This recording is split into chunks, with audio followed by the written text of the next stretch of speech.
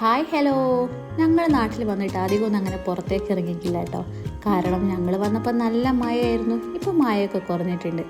അങ്ങനെ ഞങ്ങൾ 2 ദിവസം എൻ്റെ ഉമ്മയുടെ സിസ്റ്റർ വീട്ടിൽ നിൽക്കാൻ വേണ്ടി വന്നതാണ്.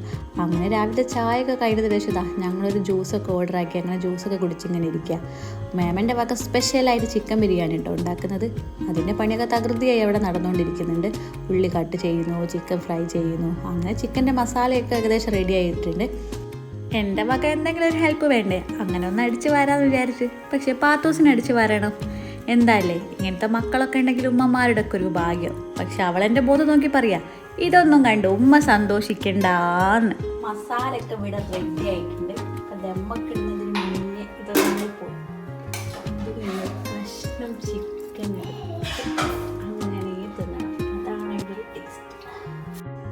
അങ്ങനെ ബിരിയാണിയൊക്കെ റെഡി ആയതിനു ശേഷം ഞങ്ങൾ ഫുഡൊക്കെ കഴിച്ച് അടിപൊളി ടേസ്റ്റ് ആയിരുന്നു കേട്ടോ. അങ്ങനെ ഞങ്ങളൊരു ഉറക്കവും പാസ്സാക്കി. ഈവനിങ് ആയപ്പോൾ ഒന്ന് പുറത്തേക്ക് ഇറങ്ങിയത് കേട്ടോ. അവിടെ മുറ്റത്ത് തന്നെ ആ തോട്. അപ്പോൾ ഇതിങ്ങനെ നോക്കിയിരിക്കാൻ നല്ല രസമല്ലേ. അപ്പോൾ ഇന്നത്തെ വീഡിയോ ഒക്കെ ഇത്രയേ ഉള്ളൂ. അപ്പോൾ അടുത്തൊരു വീഡിയോ ആയിട്ട് വീണ്ടും കാണാം. ബൈ.